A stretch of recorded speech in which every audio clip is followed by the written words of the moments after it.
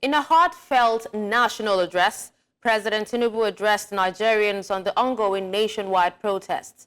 President Tinubu, in his Sunday morning speech, organized the young protesters' desire for a better Nigeria, but lamented the loss of lives in Borno, Jigawa, Kano, and Kaduna, along with the destruction of public facilities and looting.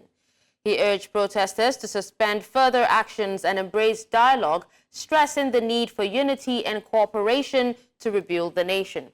The president reaffirmed his commitment to maintaining public order and protecting lives and properties, emphasizing that the government will not allow political agendas to disrupt the nation. Highlighting economic reforms, he mentioned progress in revenue growth and infrastructure projects. He encouraged youth engagement through initiatives like the Student Loan Scheme and Consumer Credit Corporation.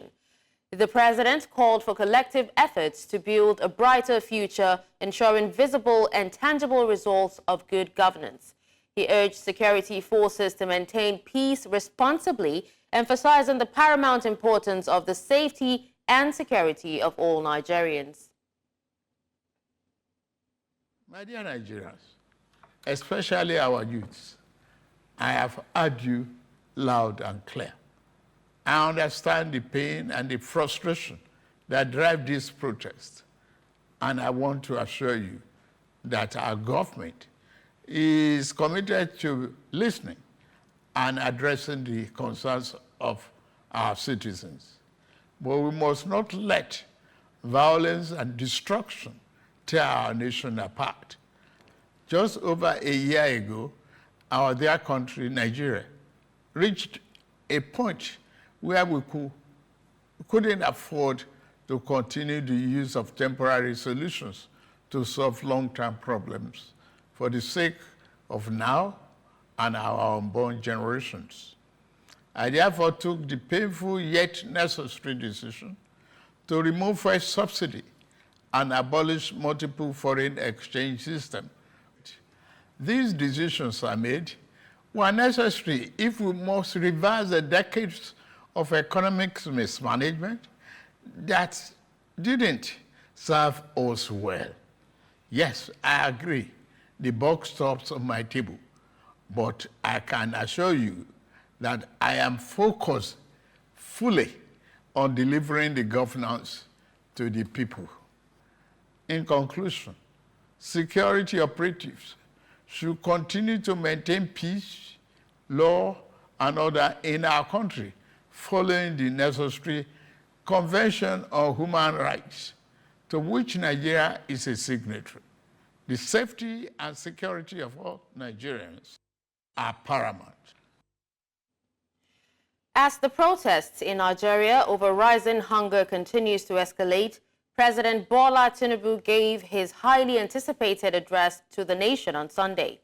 These protesters taken to the streets for the fourth day, demanding action on the crippling hardship in the nation. Will the president's words be enough to calm the storm, or will the people press on with their demands?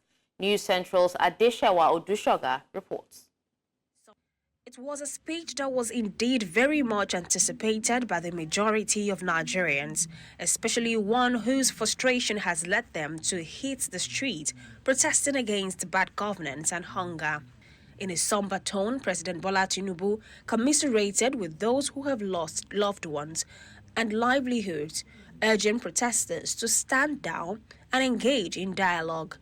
The destruction of properties set us back as a nation, as scarce resources will be again used to restore them. I commiserate with the families and relations of those who have died and the protests. The president highlighted his administration's key achievement over the past 14 months, including stabilizing the economy after years of stagnation. He defended his controversial decision to remove fuel subsidy, a move intended to revamp the economy. Aggregate government revenue has more than doubled, hitting over 9.1 trillion naira in the first half of 2024, coming from a place where our country spent 97% of all our revenue on debt service. We have been able to reduce that to 68% last month. We increased our oil production to 1.61 million barrels per day. However, many Nigerians remain unimpressed, feeling that the president's response fails to confront the root issue of hunger. The president has an unusual understanding of his policies, and it seems to assume that the policies are going to be yielding results. I guess for me, it kind of stops short of letting us know clearly what the policy targets are. I mean, what are you trying to drive at? As the country reacts to the president's speech, protesters continue to demand concrete action to address the hunger crisis. Despite his pleas for calm, many citizens remain resolute, taking to the streets for the fourth consecutive day. The president's words may have been a step towards reconciliation, but for many Nigerians, they fall short of the decisive action needed to address the hunger crisis. As the situation unfolds, one thing is clear: the streets will continue to demand justice until the government takes tangible steps to alleviate the suffering. In Lagos, for News Central, Adeshewa Odushoga. Joining us on the news is Inibehe Efyong, human rights and activist and lawyer. And also we have Michael Adaramoye, National Coordinator, Youth Rights Campaign, WRC. Hello, gentlemen. Thank you so much for joining us this evening. Yeah, good evening. Thank you for having me. All right, let me begin with Inibehe. Inibehe, do you think that the president's address was able to douse tensions, from the protesters? I want to start by quarreling with your characterization of Mr. Tinubu's speech. I listened to your introductory comments where you described heartfelt. It was anything but heartfelt. The president's address was devoid of empathy. It was not sensitive to the demands of protesters. The president did not show any indication that he's listening or that he had heard what Nigerians have been saying since he basically came into office. The protest is just a climax of months of anger that has been building. And when I listened to what he said and read the address that he has put out today, I wasn't particularly disappointed, because disappointment has to be preceded by expectation. I have I don't have much expectation. Let me just put it that way. I don't have much expectation of the Tinubu regime. I don't think this is a man who is coming with a vision to transform Nigeria. I think for him, it is just about his tone. It is just about the sense of entitlement to the seat of power. So when you say that his speech was heartfelt, it wasn't heartfelt. He did not condemn the senseless killing of Nigerian protesters, peaceful protesters across the country. You would have seen what happened in Kano, I think yesterday, where people were just basically on a procession, and then the police just rammed in and opened fire and killed people. There have been quite cases of reckless and indefensible killing across the country. Look at what is happening currently in the UK. Riot is taking place in many parts of the United Kingdom today because people are protesting against mass immigration. I'm not aware that a single person has been killed. In the UK, properties have been burnt, houses have been burnt, hotels have been burnt, even migrants have been brought out of their vehicles, and like there's zero UK. But when you watch on TV and you see the way the police in the United Kingdom is responding to the riots, you begin to wonder why Africa, and in Nigeria in particular, continues to go towards the part of this primitive part. Okay, Mr. Efyong. There has to be a democratic way of engagement, and the Nigerian police has not demonstrated any seriousness in respecting the rights of protesters. All right, Mr. Efyong, let's throw the question to Michael. Michael, you heard what Mr. F. Young said. He said he doesn't think the president's address is sensitive and it wasn't heartfelt. So does the president's address adequately address the concerns or even show a genuine understanding of the struggles and pains, that, the protesters are actually going through? Do you think so? Yeah, thank you very much. I think I agree with the comment we just said, because his opinion truly reflects the thinking of many Nigerians who must have felt enthusiastic the need of a president to address the nation. People have been having that call. Even before we started the protest, many people have felt that Tinubu had to address the nation to try and even say some things that can even down the tension on ground. So that the speech was, of course, much anticipated. But people who had illusion in it presently are now extremely disappointed by the level of empty rhetorics that Tinubu made today. If I was like speaking without really addressing anything. If you look at the speech from the beginning to the end, there was no point where Tinubu intent or made any clear clarity concerning the demands of Nigerians. Even aside the demands, all of what transpired within the last 2 hours. Instead, he did not even say anything about the loss of lives. He mentioned it as if those lives were just numbers, or just entities that I doesn't really care about. We are talking about over 30 lives of Nigerians who have been lost in the last 2 hours. Yet, no one has been held responsible for it. And the president gave a speech without hinting or even charging that some people are going to be made responsible for what transpired in the last 2 hours. It's crystal clear that himself is in agreement with all of the atrocities, all of the attacks that meted on Nigerians in the last 2 hours of this protest. So that this statement today, not short of expectation of anyone who has any genuine expectation from Mr. President. So that clearly, I'm sorry, please, can you come back again? You said who is in agreement with the atrocities that is going on with Nigerians? I didn't really get you there. I said the fact that the president did not condemn the atrocities that happened in the last 72 hours, loss of life, and even injuries, and attack on the right of Nigerians to peaceful assembly, shows that the president himself is in complicit with all of the things that the Nigerian police force has done to innocent protesters in the last 72 hours of this protest. Okay. Because all we expect a right-thinking president to do is to even condemn the loss of lives, because lives don't just get off like that. It was some actions that led to that loss of life. It was the action of Nigerian police force who melted havoc on innocent protesters that led to this loss of life that we are talking about today. So that the president also, in fact, even start the statement by even saying that he himself recognized Nigerians were killed, and individuals like the IGP, the CP of police, ought to have been held responsible for this loss of life. We cannot live in a country where people don't die and then everyone will be quiet like that. It is unacceptable. What the president said today, it is an empty Michael. statement. It has no point. All right, Michael, let me go back to Mr. F. Young. Now, the removal of fuel, let's talk about the removal of fuel subsidies and the abolition of multiple, foreign exchange systems that were mentioned as necessary economic measures. How do you think that these decisions have impacted the average Nigerian?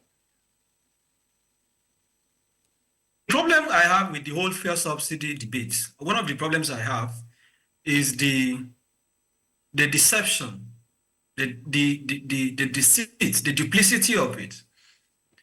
Has fuel subsidy been removed? My understanding is that there was a partial removal of subsidy, not complete, because the government is still paying subsidy. Through the back door, where nobody is actually really sure about that. It's removed. No, it has been paid. It is you can fact check this. There was a draft document presented by the Minister of Finance to the President. It was widely reported in the media where it is quoted to have been stated that not less than 3 trillion was paid. They haven't said they are not paying subsidy. Even Erufai, who is also in a position to know, attested to that fact. So subsidy is being paid. There is no government, there is no civilized government in any part of the globe that does not subsidize certain things for its citizens.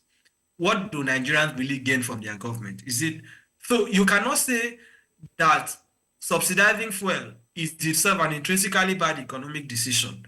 The problem has always been the corruption. The problem has always been payment of undeserved claims, subsidy claims. We saw under, even as far back as the former Minister of Finance, who is now the head of the World Trade Organization, right? Dr. Ngozi Okonjo-Iweala has attested to this fact. Subsequent government, it has been shown that the problem is the corruption, the problem is the lack of transparency, the problem is the deceit that has characterized the subsidy payment. Tinubu has not addressed that.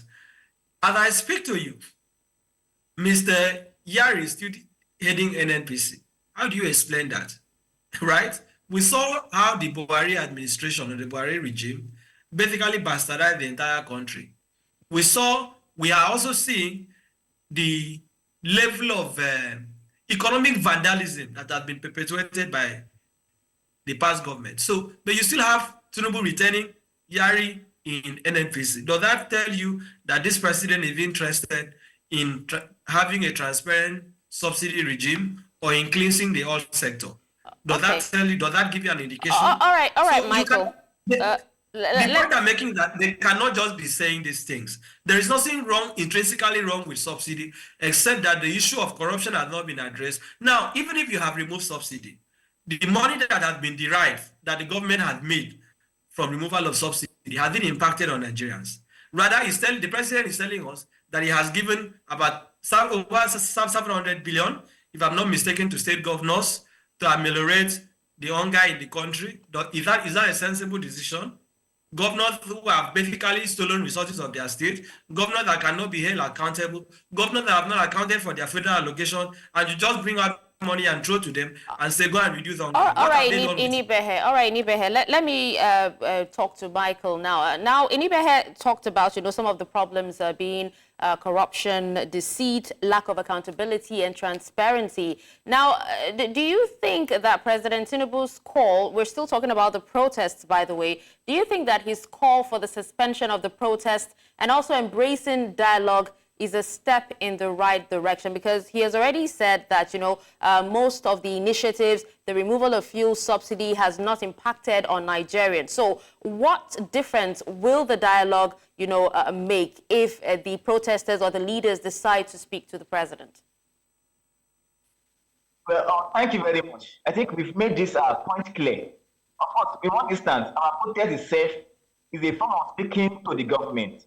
If I just like government has found it has been offensive, but protest itself should be a way of dialoguing or speaking with government. And we have made this point clear that if the government itself is genuine about dialoguing with youth, it is very simple. You don't even need to meet us. What you need to do is say, okay, why are the youth protesting? What are the demands these youth are making?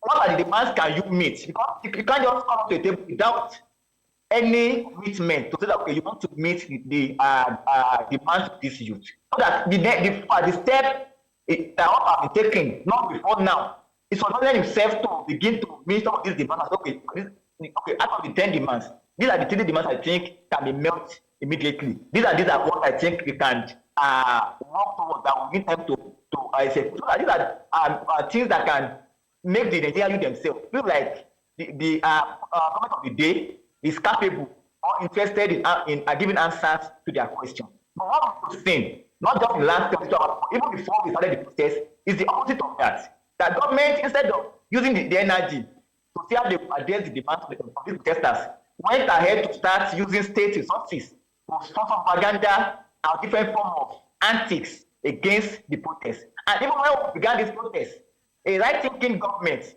that truly wants to dialogue, ought to have, as a matter of urgency, see, okay, what are the demands that can be met? But they did not show any of this, either in their body language or even the speech that we heard today. But we all heard what Mr. President said. He did not at any point make mention of any of the demands being said by the youth. But all he said today was a clear indication that he is not ready to meet the demands.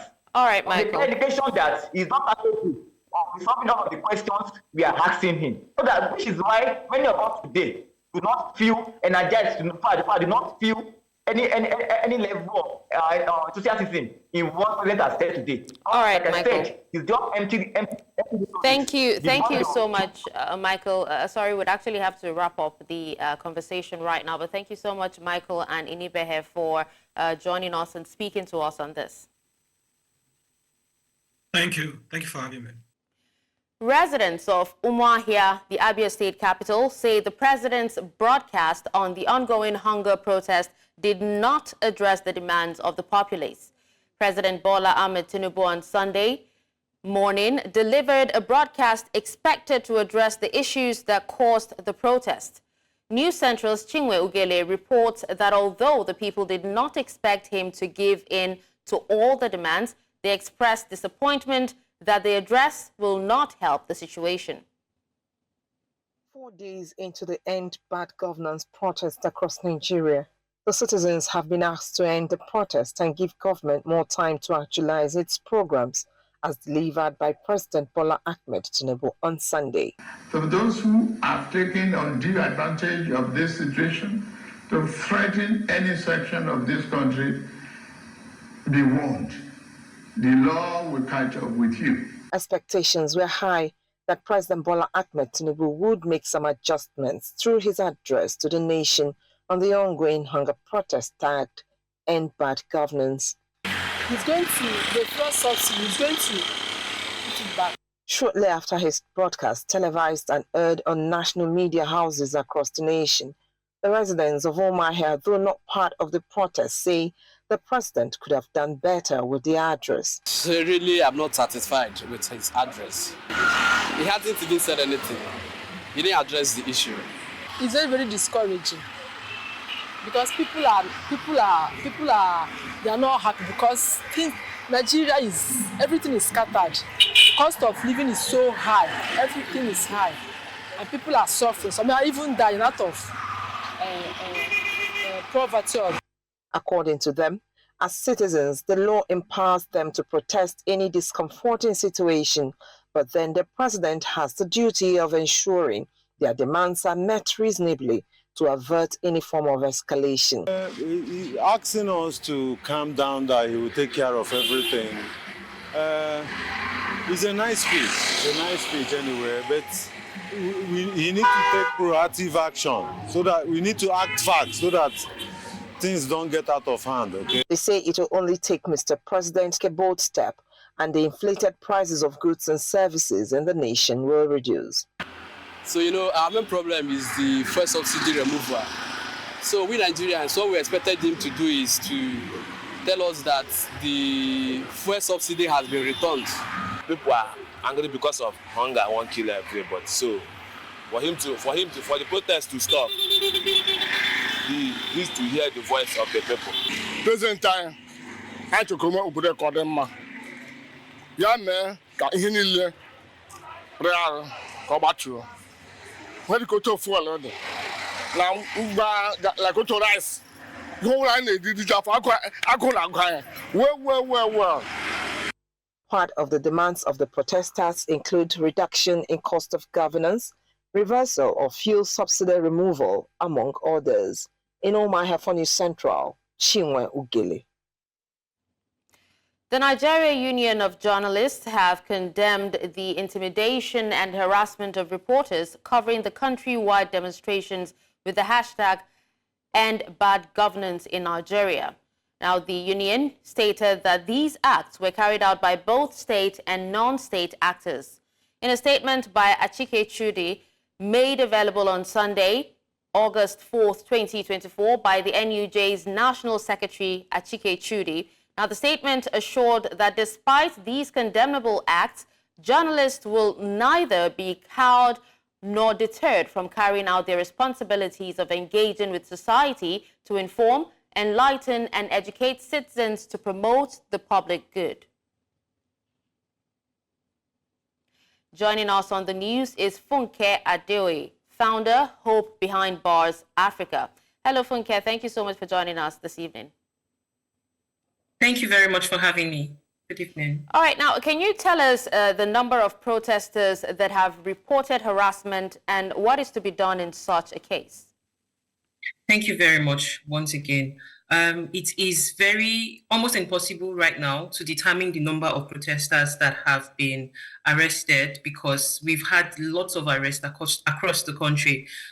We have been working predominantly in FCT and a couple of states in northern Nigeria, and we keep getting calls from family members of protesters and also people who are generally at the protests.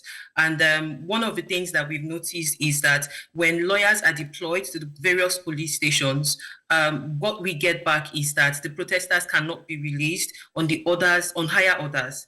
And so, I mean, we've also recorded in places like Lagos situations whereby lawyers have to go and try to get these protesters out, and they have to spend hours upon hours. So I do not think it's possible right now. Today is day 4 of the protest, and for every day of the protest, beginning from day 1, we've had series and series of calls or series and series of notice about the arresting of protesters. We've also had an increase in the number of journalists that have been harassed and also even arrested. On the first day of the protest, one Jigawa, the NUG chairman of FCT chapter, was actually arrested. And it's really, really unbecoming of a society that wants to continue democracy, because when a situation whereby journalists and people who are peaceful are protesting and they are being arrested or without any reason whatsoever, then it means that the government is trying to just continue to push back on citizens' voices. And in terms of what can be done about this, I mean, a lot of efforts are currently being done by different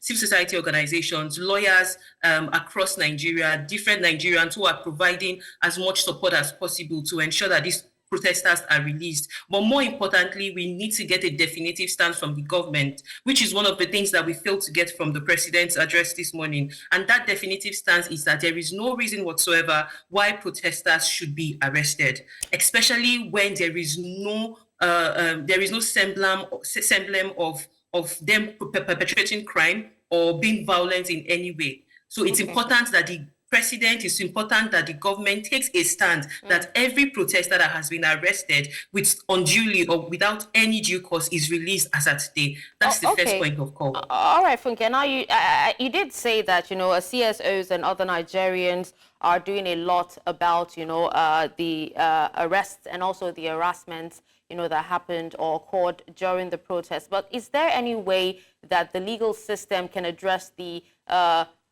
and potentially rectify any instances or even excessive force or violations of rights by security forces during the protest? Is there any way for them to be, proactive? Well, in terms of being proactive, right now, the only way to be proactive is for us to continue to stand on our stance that the law is very clear with respect to freedom of peaceful assembly. Our laws are very clear. The 1999 Constitution, Section 39 and Section 40 actually says that everyone has a right to peaceful assembly. So the law is very clear on that. That has also been provided for in the UDHR, the other international instruments that Nigeria is a treaty to. So the law is very clear on that. Now, the only thing we can really do is to continue to speak and to say that the government respects people's rights to freedom of assembly. In addition to that, like I said earlier, it's important that the government, and again, that's something we failed to hear with the president's address this morning. There is no reason whatsoever, because in addition to the arrest, we've also had excessive use of force from the side of the police. As at 2nd of August, the second day of the protest, we had already recorded about 13 deaths. Today is the 4th of August, and I think the death toll has increased. Even the president made reference to it in his speech this morning. But the law is also clear on that police use of force should be proportional. It should be only proportional, necessary, and only in a situation whereby they're about to protect people from harm, from grievous harm, or as a form of self-defense. But what we found is a lot of arrests. What we found is situations whereby the police is using live ammunition on people who are very, very powerless. Basically, the only voice the people have is their mouth. What are the legal implications, of the president's acknowledgement of these loss of lives and also damage during the protests? Are there any grounds for legal action related to these incidents, especially, by the police?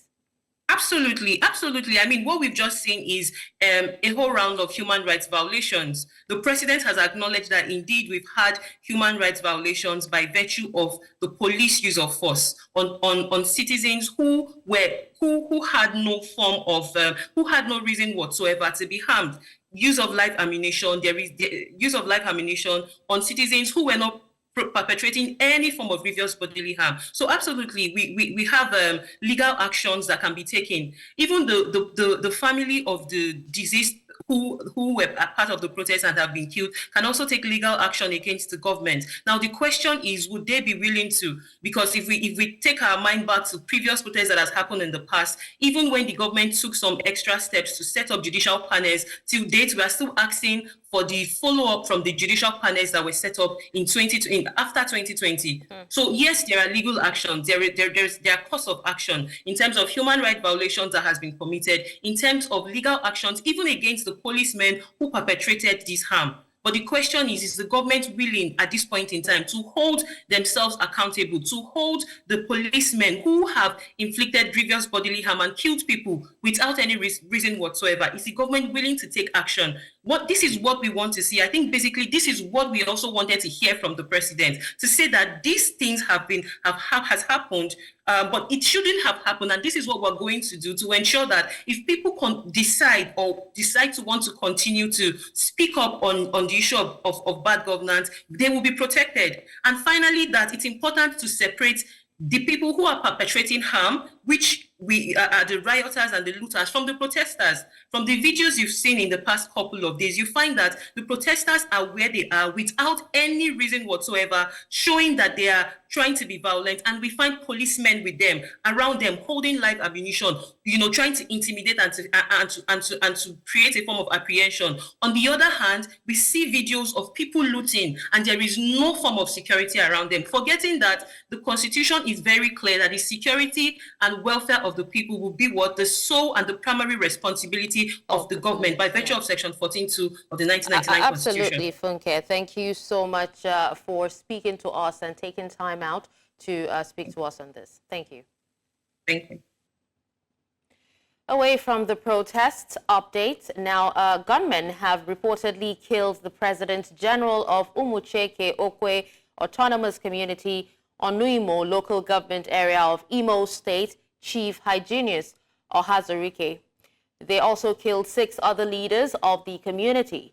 A source in the community who pleaded anonymity said the community leaders were having a meeting at the President General's shop when the attackers came. According to him, the gunmen who stormed the area in a vehicle shot the 7 persons in the meeting and set the place ablaze. As at the time of this report, the motive for the attack remains unclear. The head of Niger's military-run government has accused France of wanting to destabilize the country. The allegation is coming 7 months after driving out French soldiers engaged in the fight against terrorism. Since seizing power on July 26th last year, the new government, led by General Abdurrahman Tiani, former head of the Presidential Guard, has reset its international partnerships. It also asked former colonial power France late last year to withdraw its troops stationed in the Sahel nation to fight jihadist groups. Des renseignements français, un ancien de la DGSE, un certain Vincent Crouzet, qui est sorti pour dire ouvertement que c'est l'occasion, après le retrait de leurs forces, après le départ de Sylvain Ité, de déstabiliser le Niger par des actions clandestines. Donc cette volonté maladive.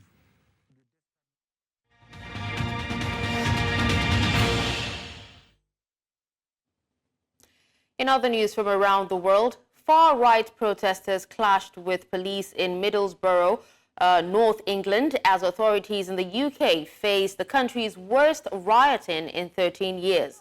The unrest, which has seen riots in several towns and cities, began after misinformation spread about a mass stabbing that killed 3 young girls. The violence is posing a major test for Prime Minister Keir Starmer, who was elected only a month ago after leading Labour to a landslide win over the Conservatives. Now, in the latest incident, trouble flared in Rotherham, South Yorkshire, on Sunday when masked anti-immigration demonstrators smashed several windows at a hotel that has been used to house asylum seekers.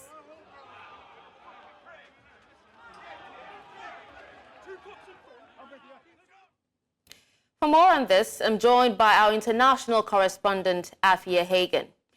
Afia, what's the latest on the protest that spread across England last night? Well, the latest here on this Sunday evening, early evening, is police are facing off with rioters. And I think it's very important, actually, the language that we use here. They're not protesters, they are rioters. And police are facing off with rioters in Rotherham and in Middlesbrough. So we saw them trying to break into that hotel, which is housing asylum seekers. Now they are running pitched battles on the streets of those two cities, facing off with police in full riot gear. Now, last night you had rioting across various cities in England. You had Hull, Leeds, Liverpool included in those cities. But at the moment, it's Middlesbrough and Rotherham that are the main pockets of trouble that we are seeing at this point in the evening. So what has the reaction been to this, you said not protests, but riots? What has the reaction been? Keir Starmer made a statement a couple of hours ago where he has said that protesters, he called them far-right protesters, even though they are rioters. He didn't mention racism or Islamophobia, which a lot of people think is disappointing because these riots, like you so rightly said, have developed from this situation that we had on Monday, a mass stabbing, mass casualty situation in which 3 young girls were killed, 6, 7, and 9 years old. Misinformation then spread that the person responsible for that stabbing was an asylum seeker, was an immigrant, was Muslim, none of which were true. However, that misinformation was jumped upon by the far right, people like the English Defence League, anti-immigration people who turned that opportunity into having a riot. Now, a lot of the people that you're seeing in these pictures are not even associated with those groups. They are people that have turned up, come to these cities, fueled by alcohol and drugs, and have taken the opportunity to protest, to loot shops, burn down libraries, burn down police stations. Now, Keir Starmer made comments earlier on. Yvette Cooper, our Home Secretary, has also said that anyone involved in the criminal behaviour of violent thuggery will pay the price. We've also heard that we could go back to a time where we had courts running 24 hours a day, and that was because 13 years ago today, we did have riots in London because of shooting of a black man in North London. 13 years ago today, those riots occurred. And to get that under control, we have courts running 24 hours a day. That could happen again with the full force of the law coming down on the people who are engaged in these riots. All right, Afia, but now that we know that it is misinformation, what is the feeling in the UK about these protests? Well, there's a lot of feeling, especially amongst the Black community and the Muslim community, that they are scared to go outside, that there's a lot of fear around at the moment. Fear on the streets because we've seen attacks on people who have had nothing to do with either side, whether they are anti-fascist and anti-racist protesters or right-wing rioters. It's people who have been caught up in the violence. There's a lot of fear. There's been calls to bring the army in, and especially amongst the Muslim community, there is a lot of fear. Keir Starmer, our Prime Minister, said earlier on that there are going to be special protections in place for mosques and other places of worship up and down the country. But a lot of people feel that not enough is being done on behalf of the government to make sure that communities up and down the country feel safe. So it feels very incendiary at the moment. It doesn't feel very safe on our streets, to be very honest. And like I said, because of the stabbing incident that happened on Monday, everybody was still very raw and very upset by young children, I will reiterate, 3 young girls stabbed to death, other young children who remain in hospital today, 5 young girls who are still suffering the after effects of that attack. That felt very, very wrong. And now for this to happen on top of that, it feels very unsafe in the United Kingdom at the moment, and communities feel very unsafe. All right, well, thank you so much, Afia, for that update.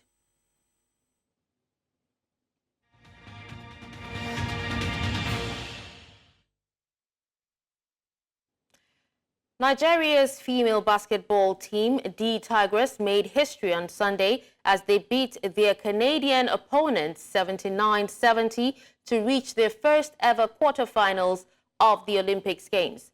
The victory means the Tigers have won 2 of their 3 group games and lost 1, scoring 208 points and letting in 207 in the process.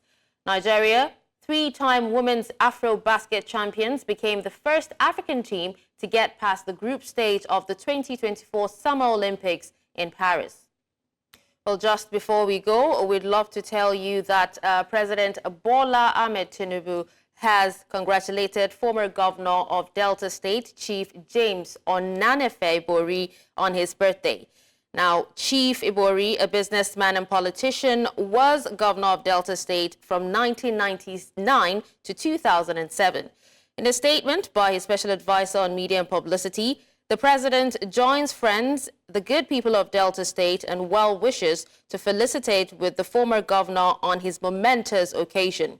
President Tinubu wishes Chief Ibori good health and strength. Meanwhile, the management and the entire staff of News Central Television also wish the chairman of the organization a happy 66th birthday. And that's all at this hour. But before we go, let's take another look at some of our top stories. We told you that President Tinubu addresses the nation, urges demonstrators to suspend anti-hunger protests and embrace dialogue. We also told you that as protest rocks other parts of the nation, gunmen in Imo State attack and kill 7 community leaders. Finally, you heard that Niger's military leader accuses France of plans to destabilize his country.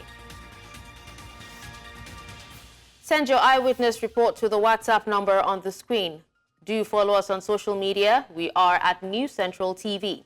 You can watch News Central live on DSTV channel 422, Star Times channel 274, Avo TV, and YouTube. Many thanks for watching. I'm Dashen. Usman.